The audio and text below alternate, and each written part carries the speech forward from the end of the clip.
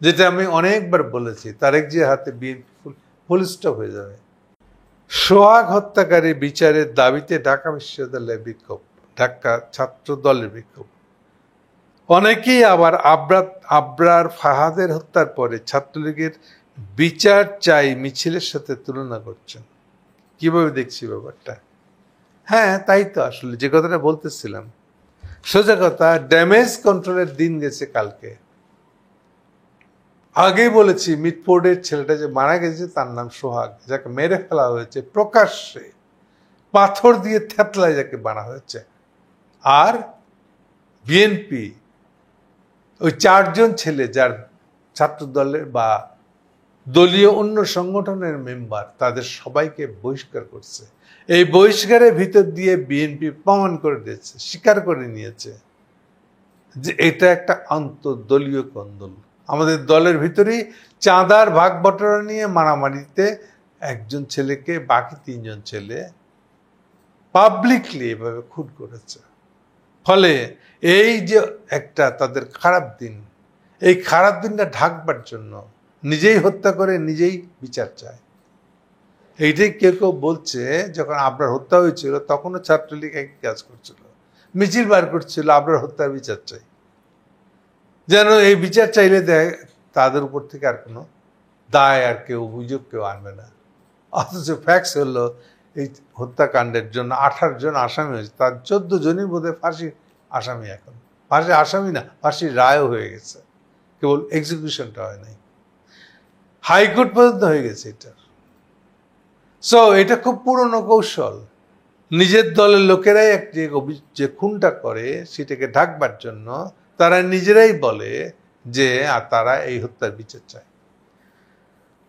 মির্জা ফখরুলের মতন লোক জ্ঞান দিতে শুরু করে, এই ধরনের বিচার, আইন শৃঙ্খলা পরিস্থিতি যদি দুর্বল হয়ে যায়, নিচে নেমে যায়, তাহলে এটা সমাজের জন্য বিরাট ক্ষতির কারক। শুনলে মনে হচ্ছে উনি বিরাট কত জ্ঞানী, সমাজের জন্য কত চিন্তা করে এই দলটা, সমাজকে একটা সুনির্দিষ্ট আইন শৃঙ্খলার সমাজে দেখতে পাওয়ার জন্য তাদের কত না আকুতি। ফ্যাক্টস হলো যে তারা পরিকল্পিতভাবে 5ই আগস্ট সরকার পতনের, ওই হাসিনার সরকার পতনের আন্দোলনে পার্টিসিপেট করে নাই। সেখান থেকে তারা যে পিছিয়ে পড়েছিল, সে পিছিয়ে পড়া ঢাকতে চাঁদাবাজ আর গুন্ডাদেরকে তারা নিয়োগ দিয়েছিল, স্পেসিফিক্যালি সামনে নিয়ে আসছিল, যাতে এর ভয়ে পাড়ায় পাড়ায় তারা নিজেরা একটা এমন অবস্থা তৈরি করতে পারে এবং তাদেরকে খাওয়াবে পড়াবে, ওই চাঁদাবাজি করতে দেওয়া হয়। এই তো রিলেশন। তাহলে পুরো জিনিসটা একটা পরিকল্পিত তারেকের চিন্তা, যে আমি খুবই বুদ্ধিমান, আমার দল রাজনীতিতে পার্টিসিপেট করে না, আন্দোলনে পার্টিসিপেট করে নাই, যে আন্দোলনে হাসিনার পতন হয়েছে তাতে পার্টিসিপেট করিনি আমি। 7ই জানুয়ারি ইলেকশনের পরে আমি একদম ডিপ ফ্রিজে চলে গেছিলাম, আমার দল সক্রিয় ছিল না। আর এই সময় যা কিছু আন্দোলন হচ্ছে সেখানে আমি ছিলাম না, এবং সেটা তো তারা ঘোষণা দিয়ে বলেছে আমরা নাই, কোটা বিরোধী আন্দোলনের সাথে আমরা নাই।